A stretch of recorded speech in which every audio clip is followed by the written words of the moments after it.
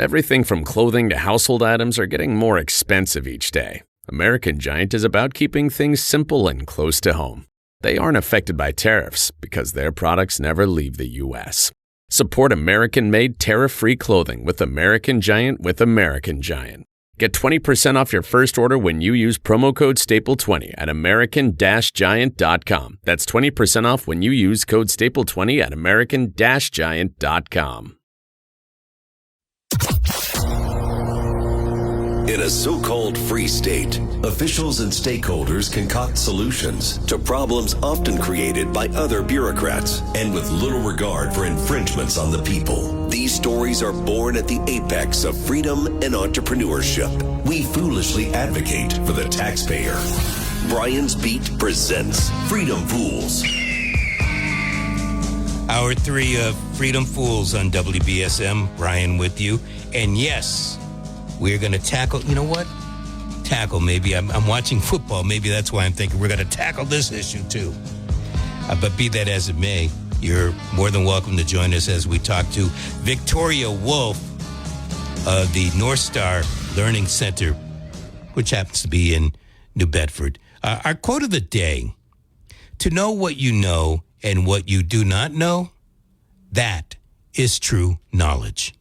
To know what you know and what you do not know, that is true knowledge. Good old Confucius. Always confused me, but he's still Confucius no matter what. Wendy. Victoria Wolf. Wendy is who we had earlier today. Victoria Wolf, want to thank you so much for coming in on a Saturday afternoon. How are you? I'm well. How are you? All right. And North Star Learning Center, they've got quite a few facilities, if I recall correctly. Yeah. One over on... Rivet? Nope, that's not the one I'm thinking of. I'm thinking of the one that eventually comes out at Hathaway Road. Shawmut, thank you. So interesting. We just actually opened a brand new early education academy. And so our Shawmut Avenue kids came to that, as well as our other Rivet location. It's a beautiful building. You'll have to come out and take a tour sometime. We're just so proud of it. I used to pick up a lot of folks over at Shawmut when I was Brian the cab driver and take them to places where they felt safe and were transitioning into to another home. Yeah. So I am familiar with that area. I'm sure thanks to state and federal dollars, they've been able to build up a little bit more. That's not why we're here today. No, it isn't. Right. That is not why we are here today. You are transgender? Is that the right word? Transsexual? I don't know the difference. That's okay. I call myself a trans woman. Transsexual was a term that was used for a while, but that term has kind of shifted now, where somebody, it's just sexual for them, not really their identity. So I'm a transgendered person, is what we say. Because it's about your identity. That's correct. Okay. So in going down this road, I'm sure you're at information overload right now with all of this dealing with Charlie Kirk and so Tyler Robinson. And first of all, Tyler Robinson, he may be the killer, but he is a gender male. I don't know that he is thought about or thinks about changing his gender or anything like this. But I think what started to come up, he has changed. His family was Mormon, and all of a sudden he has gone left. I don't know. You're from Texas. I am. You are a liberal Texan. Is that what I should think of you because you changed your gender? No, not necessarily. I actually have. But first, I just want to say thank you for having me on. No problem. I think that thanks for coming in. This is important because statistically, it's as of last year, more Americans said they've seen a ghost than know a transgendered person. And so being able to kind of share and let people kind of see the humanity of who we are. Well, I guess I'm in that opposite category. I've seen more transgender people than I've seen ghosts, thankfully. Yeah. So I actually more steer towards libertarianism. Yeah. I heard you might like that. Yeah. But with, conservative upbringing, socially, religiously, I was raised. Would your family say that you have changed as far as your political persuasion because you changed your gender persuasion? Yeah, I think they probably would. To be honest with you, it's a sad point in my life. I don't have as much interaction with them anymore. I think some of the confusion comes from. So I kind of steer more towards libertarianism, small government, which is a historical conservative value. Let people live their life, take care of the big things, the infrastructure, all that stuff. And then when something becomes a real public issue, then you have to kind of address it. But may I do a correction? Sure. If you don't mind. It is a historical liberal value. Oh, I see. Okay. Yeah, the conservatives, if you think about it, do you call the former Soviet Union liberal? No, I wouldn't. Okay, yeah. But that's sometimes their platform, though, right? The Republicans are like small government. That was kind of a rallying way back cry. when, yeah. But the old Republicans before that were, and the Democrats down south, the Bull Weevils and whatnot, they were considered conservative. Back in those days. Southern Democrats back in the day were still very much more conservative, without question. But for me, it's an interesting thing because I have that personal kind of view of our government and even, socially a little more conservative in some ways. But because of this one particular thing, it makes people think that I'm, I think you had mentioned that some people call them, loony lefties or something of that nature? Lefty loonies. Lefty loonies. But what happens is when a political party starts targeting your people, and I've not done anything to anybody, it makes you question, what are we doing? And so for those specific things, some of the things that are being proposed now to remove gun rights, which the NRA isn't for, which is pretty amazing because they're about keeping people's freedom in the Second Amendment. Putting all trans people on a terrorist. Let's back up because Sure. you talked about gun rights and you're talking about taking gun rights away from transgender people. Yeah, that's now why would the government be going down that particular road? Yeah, so there is a narrative that's being spun that isn't really backed up by statistical fact. What's that narrative? So the narrative is that, and Trump said this in a speech, that every recent mass shooting involved a transgender person, which isn't true statistically. And they have data from gun deaths and all that type of stuff in mass shootings. But interestingly, they just removed the study that was up on the United States website. And it's the same study that was there when in first term. So it's not like that. They're changing that. But when you look at the statistics, transgender people are 4 times more likely to be the victim of violence than perpetrators of it. Well, could it be stated, give the president the benefit of a doubt if you don't mind, Sure. Could it be stated that if you're the victim, you were involved? I guess you could say that. Well, then I guess we have to say the president's right. Well, pardon me for being like this. But no, I mean, to that point, though, would you say that would be a deceptive statement, implying the implication is clearly... Absolutely 100%. And so he uses that implication... all the time. ...to say that we need to do that. We need to put them on a terrorist watch. We need to do those things. And the reality is, it was such a horrible thing. You mentioned it, Charlie Kirk's death. No one should celebrate someone being killed for their views, their beliefs. And I was really moved by Erica Kirk's speech. I don't know if you watched it. Nope. I watched some of the clips from it just because I wanted to know what was going on. And her speech was so moving because she said, in tears, almost weeping, "I forgive the person who killed my husband." I saw that in the news. Yeah, yes, these are big clips that I'm going to reference, so most people probably have seen them one way or another. And that was so moving because it comes from his place of faith, which today I believe that most people would agree, people of faith seem to skew more towards socially conservative, typically. Maybe I not. guess. But, I don't know. But maybe. Unitarians don't. Yeah, but that's not a huge denomination either. And again, my perception may be a hair skewed. Coming from Texas, man, we have mega churches. There's a church on every corner, and most of them are very conservative in their leanings. Even some denominations, like the Methodists, started pushing for homosexual pastors, things of that nature. And so there was a split in the Methodist Church. And a lot of the Methodist Church in Texas didn't go with the group that split off. So it seems like that, at least from my point of view. There could be others. I'm not a 100% expert. But what I was going to say is just the juxtaposition between her speech, which comes from her belief in Jesus, that love overcomes hate. And then to see Trump's speech where he says, I hate my opponents. And it's not the first time he's done that. I know that there were people chuckling, oh, it's just a joke. And I think if somebody says something once, you kind of hear it.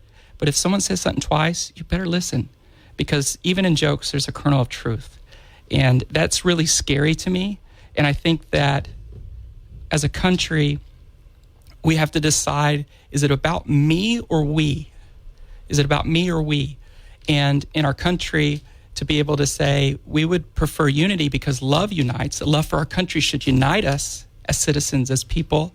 Hate is used to divide and ultimately conquer. That's very well said. I don't know where the people are on this, and so Sure. I am going to open up the phone lines because I have been hearing things not over the past couple of days, but in the days preceding the killing of Kirk. Yeah. All kinds of things that made me reach out to Andy and get hooked up with you to get you onto the, because I'm no expert. Sure. Okay, I openly admit I am not an expert, and I asked questions. Well, are all trans people, are they lefty liberals? Yeah. You have come out and explained to me you wouldn't qualify yourself as a lefty liberal, although you do believe that your family, just because you have trans, that they are putting you into that category. So Yeah.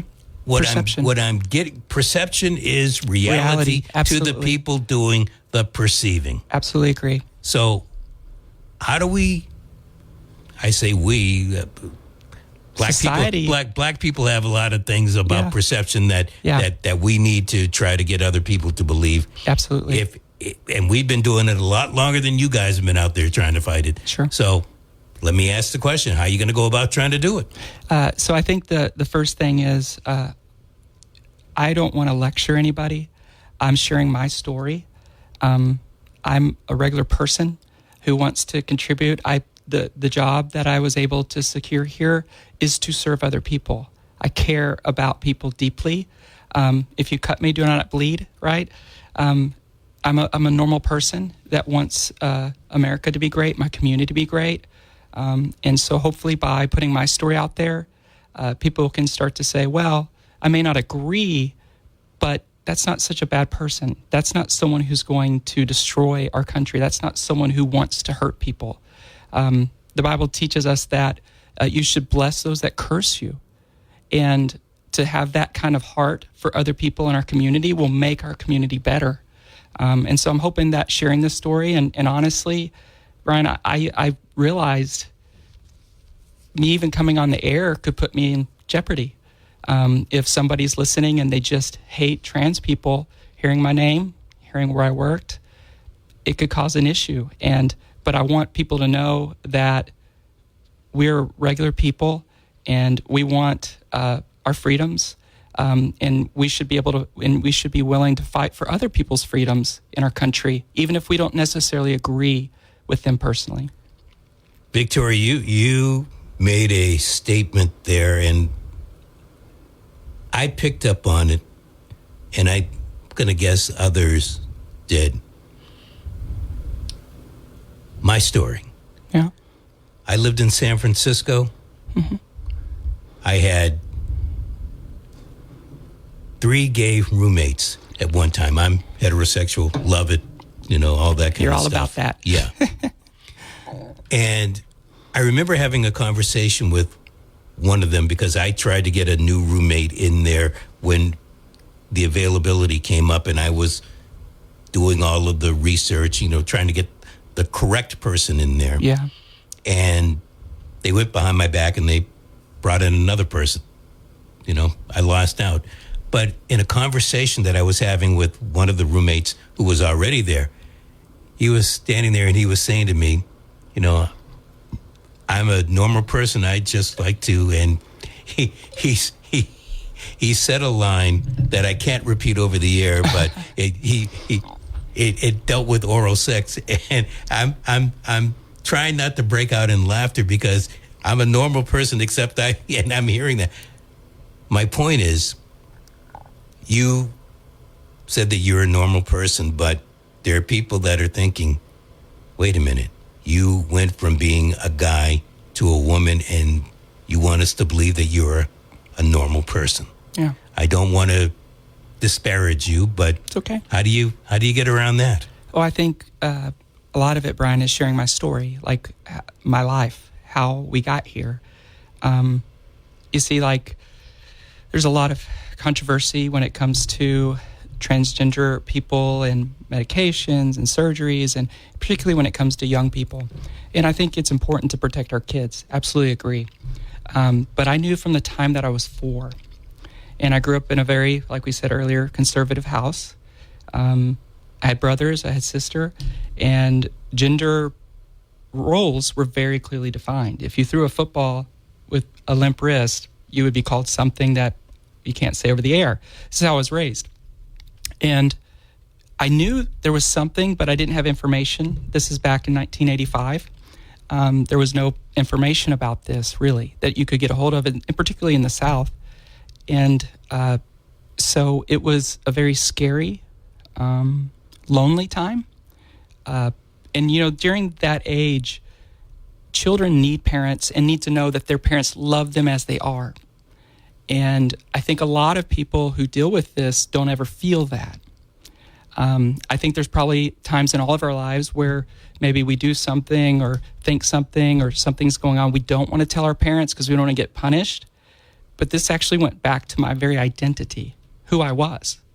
And I lived my life in hiding and hating myself for most of my life because it wasn't something I wanted. In fact, much of my adult life, I went to Bible college, very conservative Bible college. I had to wear a tie to class every day. If not, I'd get written up, all that kind of stuff. I wasn't allowed to go to movies. You couldn't have a TV in your room. Very, very conservative. At the Bible college? Yes, sir.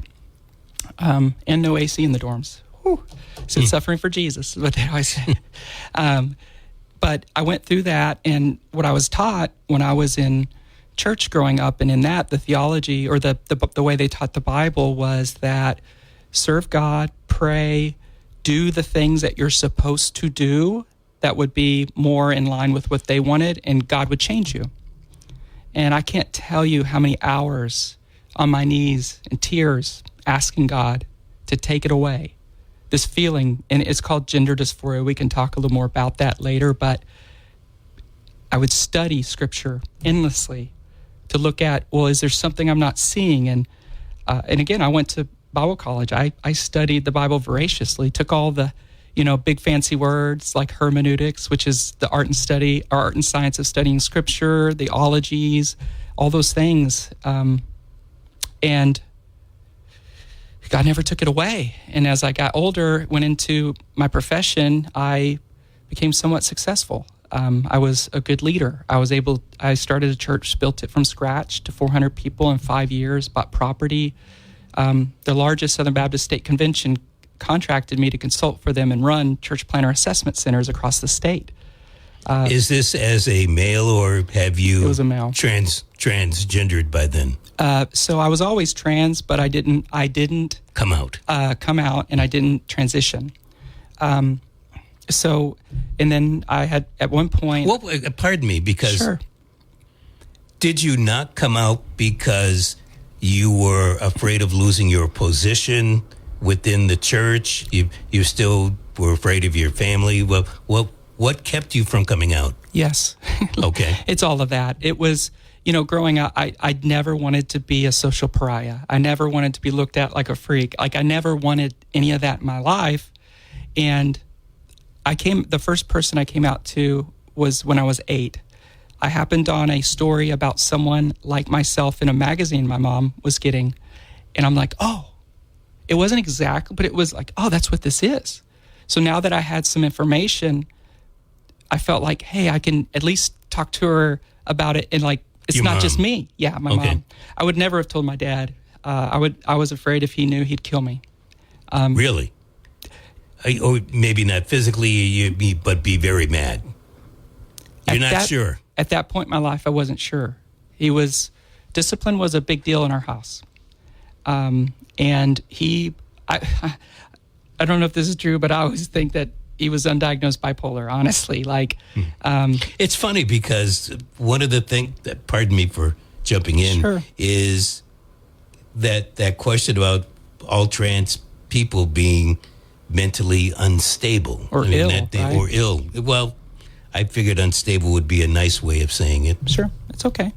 I think we have to have good conversations. That's another part of helping people see that I'm a regular person. I'm okay about having conversations about tough things, and I have pretty thick skin. Like if somebody makes a mistake, it's like it's okay, because I want people to know I care about them.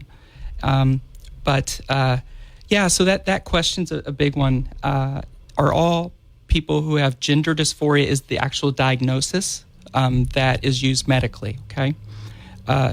They're not all mentally disturbed or ill. Are there some transgender people that are? Yes. But are there also regular rural kids, regular urban kids that have mental things? Absolutely. But not all of them do. Well, and I think this gets to the point of some of the other shootings that have gone on, or Absolutely. as you were talking about before with the president trying to move to take guns away from trans. Why would you want to take a gun away from a transgender person as opposed to taking a gun away from somebody who is a known shooter? So there's an overarching reason, and then a little bit some practical.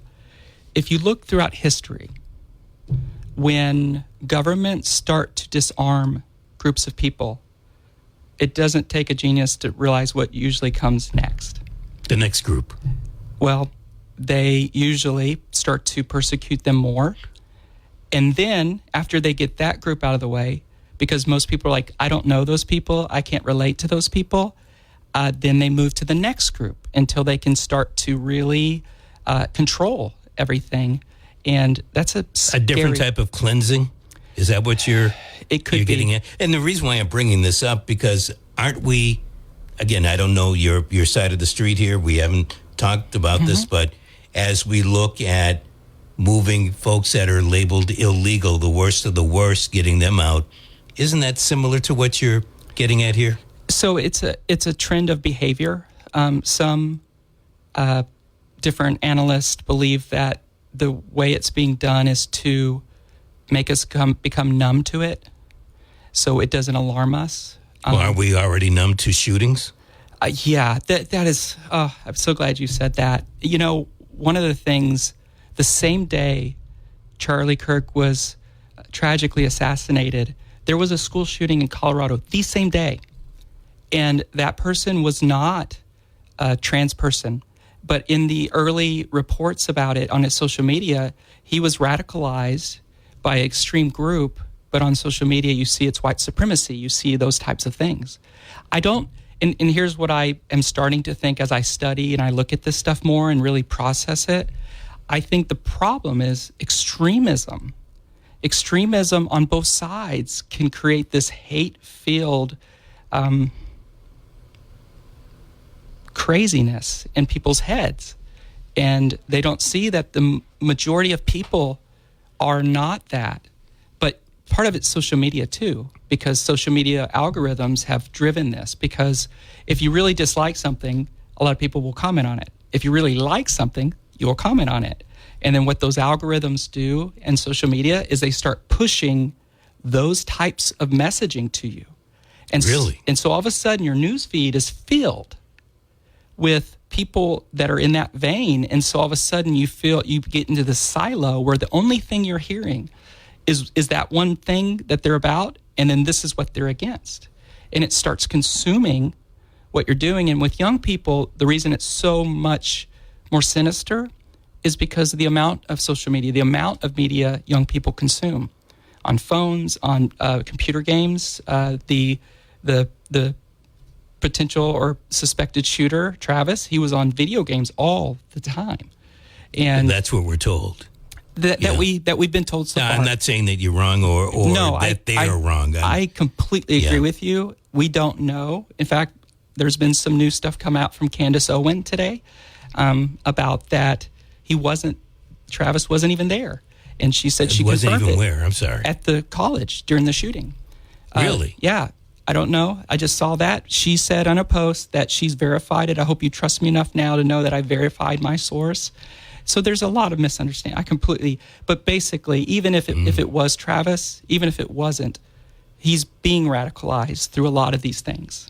Well, I notice he's being quiet about it all. 508-996-0500 if you'd like to get in on this conversation, because, there's been so much talk on WBSM about especially Charlie Kirk and who did it, lefty loonies, radicalization, even today spreading it out just a little bit more, dealing with ICE and the president wanting to send in troops because of Antifa.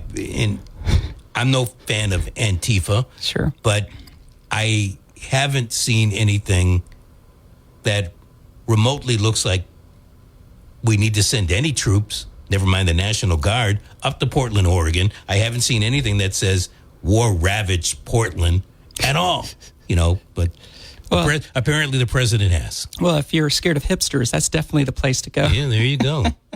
No, and part of that is you have to create an emergency.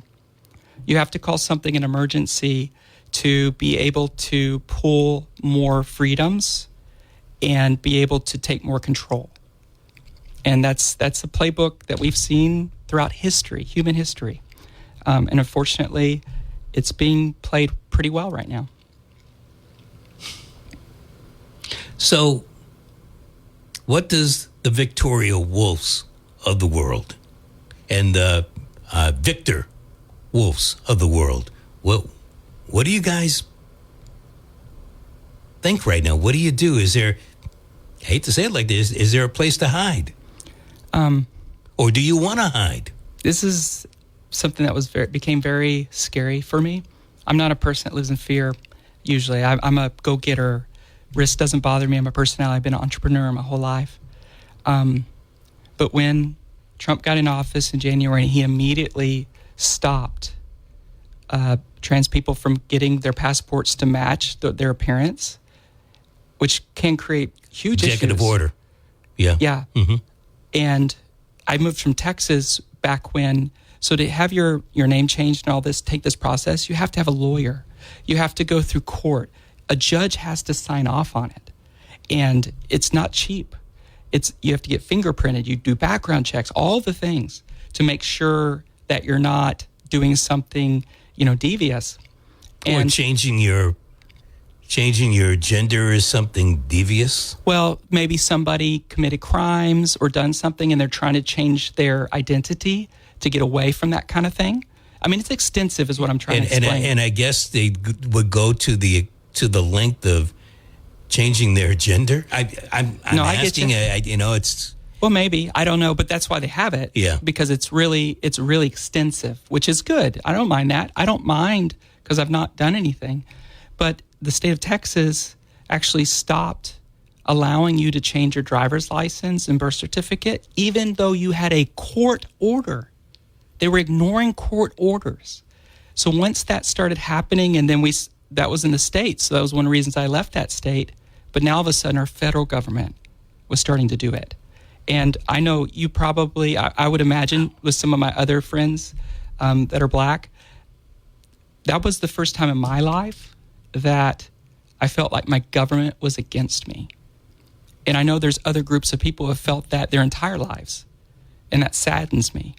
But when I started feeling that, that was good for me because that talked to my privilege or, what I've had in the past, white, young, leader, Christian, to all of a sudden be in this other situation where my rights were being we say violated. Violated. We have that flag in Texas, tread on me with the snake. Mm-hmm. My rights were being violated, and it was very scary, very scary. 508-996-0500. Thank you. You're on with Victoria Wolf. Yeah, how you doing, Brian? And good afternoon to you. I'm talking to the guests now. In the book of Genesis, it says God created man and woman. Oh, that's and great. And from the side of the man, he created woman. I don't agree with your lifestyle, but my question is this. Do you believe that the communist faction in the Democratic Party is using the transgender movement to divide and using the transgenders to weaponize against the American people and the U.S. Constitution and our way of freedom? Because it appears to me that the communists are using the transgender and the gay community as a weapon to bring down this country. Do you believe that? That's a good question. Let me ask you, you had made a statement. Are they using them to destroy your freedoms? How do you perceive that they're doing that? Because it seems like they're using its identity politics. Oh, okay. And they're using different types of groups to divide and subdivide so that the communist faction can take over the country and weaken the country from within. Oh, that's my observation. I wonder if you feel the same way. I think both sides use identity politics, unfortunately. They just choose different groups to push their agenda, and that's part of this polarization we're seeing. But that's what's scary. Both sides are doing that, and they're choosing different ones and trying to pit people against each other, when really we need to be stopping that, caring about our freedoms, but also our fellow Americans' freedoms, more than politically motivated divisiveness. What do you think of that, caller? Sir, you don't see that there's a communist element to this. There's an evil faction that's trying to destroy us from within, and they're using, Christians against transgenders and blacks against whites and different minorities. Don't you see that it's a communist faction that's trying to do that, trying to destroy this nation, turn the people on each other? Do I see that there's some communists? I know that the mayoral candidate in New York City is a communist. Could I see people trying to do that? Yeah, I could see that. But I also could see other people, again, leveraging other groups to take away other people's rights. And that's where it's incumbent on us as Americans to pull back and look at the whole landscape and decide we are not going to let that group do this, and we're not going to let that group do this and divide us. So people like me and you, we will have disagreements. I used to say in church, when you have 5 Christians in a room, you probably have 8 opinions, right? We all have different opinions, and our opinions shift as we get more data and information. But that we can... Because most Americans are in the middle. They're moderates. I agree with you. It would be about 60%, I believe. Yeah. You got extremes on both sides. I completely... And a lot of this division is coming from politicians. If I may interject here. Yeah, go ahead. Earlier, you had made a statement, and I just realized that this is your second call today, but one for the future. But since you brought this up, you were talking about how the left is pulling and the right is pulling prior to keep us off guard of what's going on. Can't you see the same thing happening with this particular situation? Yeah, because both sides are trying to, with factions, are trying to bring this country down and turn the people on another. Once you have the people against themselves, then the communists can take over this country. Or the other side, too. Okay. Yeah. Well, I don't know what... thank you for your call. What would the other side be? I don't think I can say the word, but fascist. Well, why can't that word gets spoken on this station often? Okay, good. Yeah. I just wanted to be careful. there's been a little bit of a crackdown on saying fascist or being anti-fascist, which is where Antifa comes from. It means anti-fascist. And so there's a crackdown on that terminology, which I would never agree with whoever's doing those things, because it's violence. It's, and again, to what he had just talked about, it's dividing us. But there is an element where a power grab for control and pushing past the law and ignoring the law has been happening. We can't argue that. And I can't say, and I would never say, that the other party has never done bad things. They've done similar things, but this is a different new level when you look at what different things are changing. Yeah, I hear you. Victoria Wolf is with us. One more segment coming up, 508-9960-500 Freedom Fools on WBSM. There are no solutions. There are only trade-offs. This is WBSM. Here's what's happening this week on Town Square Sunday. Lots of fishing talk on this week's program. We've got early details on the 2025 Blount Fine Foods New Bedford Seaport Chowder Festival. It's happening October 11th on Pier 3. Katie Green of One South Coast Chamber will have a rundown of participating restaurants, music performers, and more. And Joe Ritter stops by with details about programs in October and November at the New Bedford Fishing Heritage Center. They include maritime art, fishing-related films, and another profile of a prominent fishing family in Greater New Bedford. I'm Jim Phillips. Join me Sunday morning at 6 and 11 for Town Square Sunday on 1420 WBSM and 99.5 FM. Low-cost air helps you find the best airfares, foreign and domestic. Low-cost air, 800-221-6085. Low-cost air, 800-221-6085. Everything from clothing to household items are getting more expensive each day. American Giant is about keeping things simple and close to home. They aren't affected by tariffs because their products never leave the U.S. Support American-made tariff-free clothing with American Giant with American Giant. Get 20% off your first order when you use promo code STAPLE20 at American-Giant.com. That's 20% off when you use code STAPLE20 at American-Giant.com. There's no better fool than the Freedom Fools. Now, back to Brian. Freedom, freedom, freedom, freedom, freedom, freedom, freedom. The government has no business, at all its levels, has no business making odious separations, people based on race and other irrelevancies. There goes that seagull again. Somebody said it was a seagull. Another person thought it was a pig squealing. It is an eagle. It's an eagle. Welcome back. Victoria Wolf is with us. Victoria, you've heard a lot.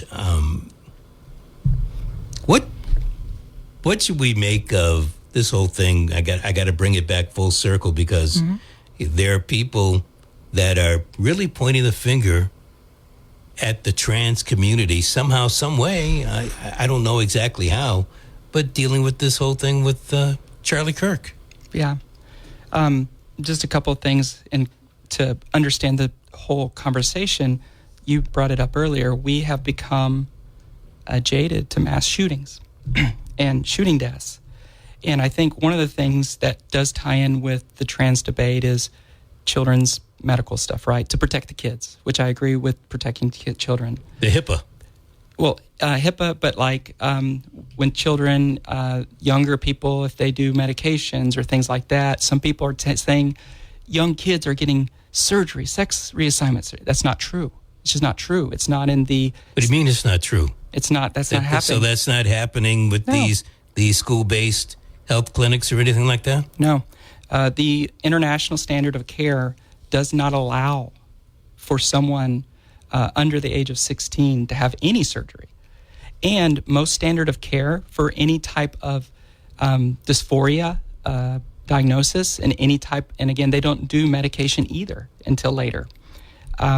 You have to have a counselor. I'm sorry, I do want to cut you off because I have been led to believe and I guess you're going to correct me on this. Well, I've been led to believe that schools are teaching kids, ignore your parents, what they're saying. If you really believe that you want to change your gender or anything like that, talk to this person. They take people out of the house, and they do feed them these drugs so they can start to transition. Are you telling me that does not happen? Not like that.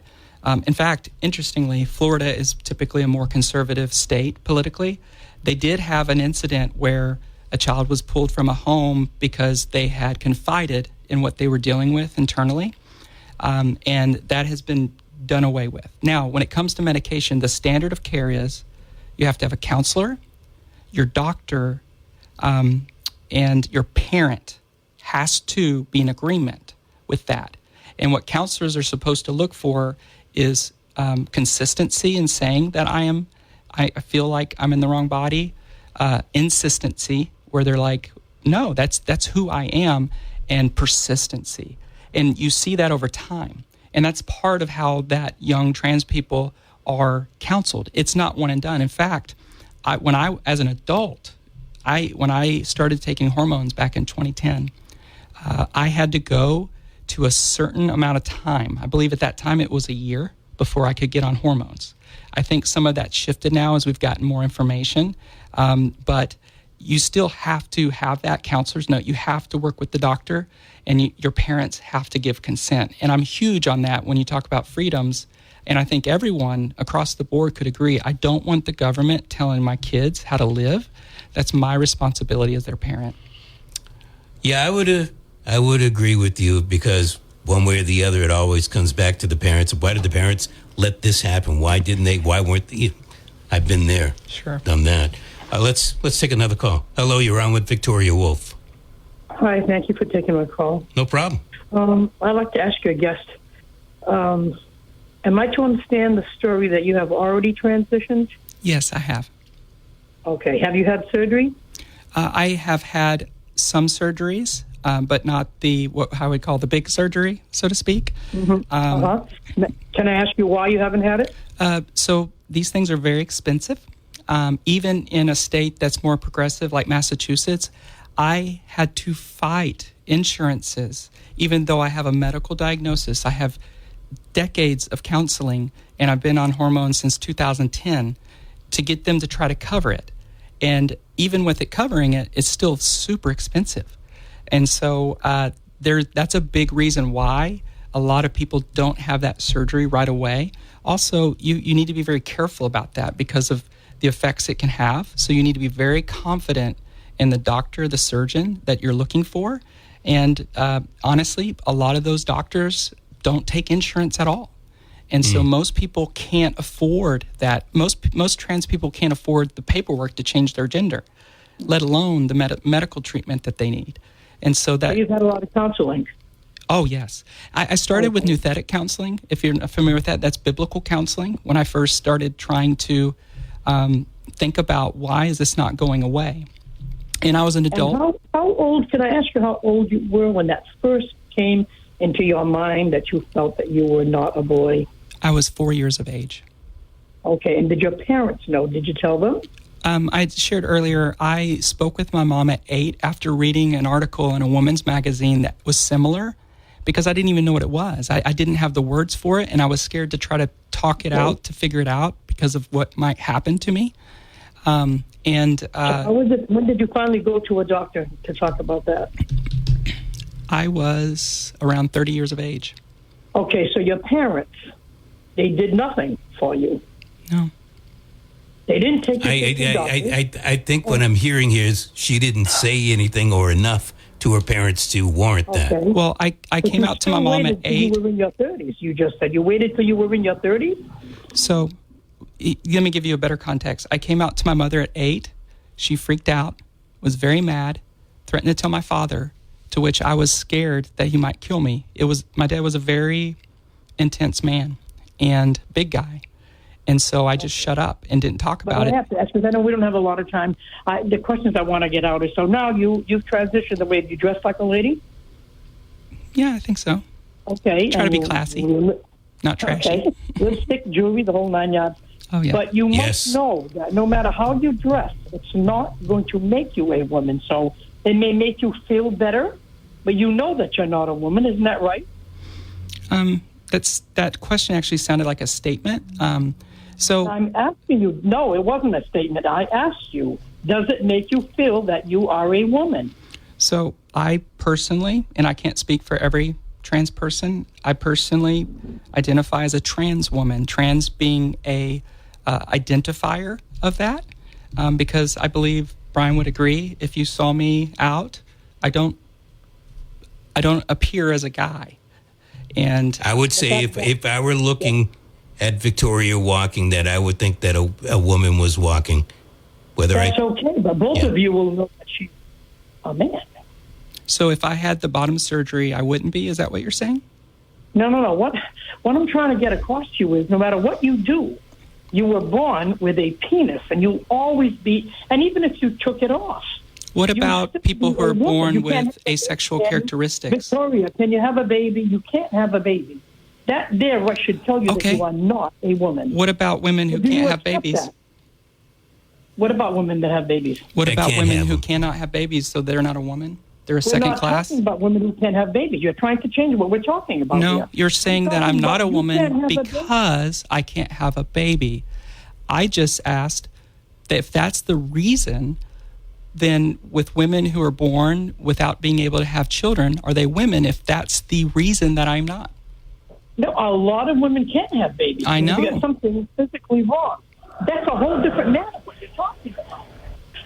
That's a whole different thing. You are a person who was born a male, and right then and there you're going to know you're not going to give birth to a baby. Okay. You're not going to be able to breastfeed no matter how you dress, no matter how much surgery Actually, you have. you can breastfeed with hormones, but just so you know. That's sick. I do believe this is a head thing, sir. I'm not going to call you ma'am. Wow. Well, that's... So hold on a sec. So one of the questions I asked, are trans people mentally unstable? Is that a classification that you're willing to go for? What do you mean by unstable? Unstable means a lot of different things. Yeah, it does. It sure can. So I'm giving it to you. Go ahead. What do you think? If you're going to say the word unstable, that means a lot of things. Like maybe somebody's dangerous, is going to go like he's afraid his father might have killed him. Unstable means a lot of things. I'm not going that way. I'm going, does this man realize he was born a man, and even though he may have feelings that he wants to be a woman or he feels he is a woman, it's coming from the head. So we need to speak to psychiatrists, not surgeons that are going to mess you up. Oh, I did speak to psychiatrists and counselors. I've been in counseling for over a decade. You should have kept going. All right. Thank you. I appreciate the lively debate. It's interesting. So you've gone down that particular road. Oh, yeah. You had to go down that road. Yeah. Okay. Well, and I think, something, I know she's not on anymore, but to say is, I think the civility is so important. So, like, if she had called up and said, my name is Jan, but I want you to call me Jim, I would have said, okay, Jim, because I want to show her respect for who she is. And it doesn't cost me anything. Because if you love other people, you're willing to say, it's not a big deal. It's okay, because I want you to see that I respect you. And this is where that division we're talking about comes into play, where I feel absolutely right to call you something that you've asked me not to. Now, do I think it should be illegal? No, I do not. What should be illegal now? Because now I'm even lost. Okay, so, sorry, ADHD brain. So one of the things that a lot of people... I got to get into it quick, though. So what should be illegal? A lot of people are concerned that the Democrats were going to make it to where they could constrain people's speech. So removing the First Amendment. So they would have to say, if they said anything other than your preferred pronouns, they could be in trouble with the law. That is not what I'm saying. I just think we should be civil enough to each other and care about each other enough to have some type of respect and understanding. Gotcha. Victoria Wolf, we could keep going on and on about this. Thank you. Thank you. For coming in and explaining and or doing your best. I was in the camp in the first place, but I learned a lot. Okay. I definitely did. So thank you for for expressing and coming in, and we'll do it again. Oh, that sounds great. Thanks for Gotta having do me, it Brian. again. All Appreciate right. what you do. I'm happy as a runaway slave. WBSM. Chiffon fooled even you, Mother Nature. It's not nice to fool Mother Nature. If you think it's butter, but it's not. It's chiffon. You know, I left full-time radio to become an alternative business funder. Next month, we're offering free certification classes so we can help owners receive anywhere from $15,000 up to $2 million.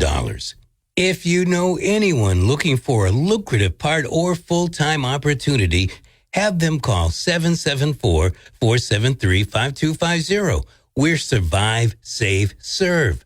774-473-5250. Imagine if today was the day your idea changed someone's life. Imagine if you could help someone pay for college, help your community build a new playground, or help a child make it to that dream competition. With GoFundMe, it's all possible. GoFundMe is the world's #1 fundraising platform trusted by over 190 million people. Every week, ordinary people meet their goals and do extraordinary things.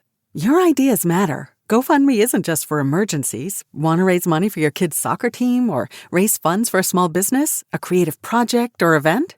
GoFundMe helps you turn ideas into reality. And help adds up. Fundraisers you start for someone else raise up to 5 times more. So think right now, who could use your help? Change rarely comes from waiting. It comes from someone deciding, today I'll start. Don't wait for someone else to bring change. Today, start your fundraiser in just minutes at GoFundMe.com. That's GoFundMe.com to start your fundraiser. GoFundMe.com. This is a commercial message brought to you by GoFundMe. Everything from clothing to household items are getting more expensive each day. The world of fast fashion has complicated clothing production by shipping cheap parts around the world to whoever can sew them the cheapest. And now you, the consumer, are paying the price with rising costs. American Giant is about keeping things simple and close to home. They aren't affected by tariffs because their products never leave the U.S. Skip the tariff and snag yourself American-made clothing with American Giant. Get 20% off your first order when you use promo code STAPLE20 at American-Giant.com. That's 20% off when you use code STAPLE20 at American-Giant.com. Freedom Pools on WBSM. Here's more with Brian Thomas.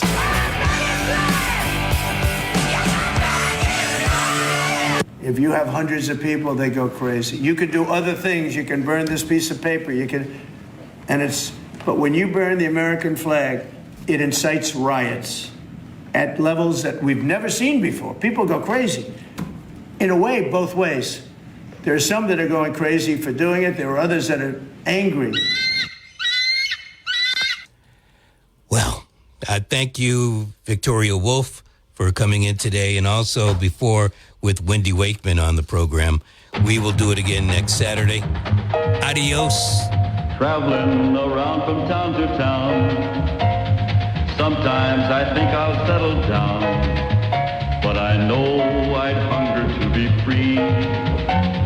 Roving's the only life for me.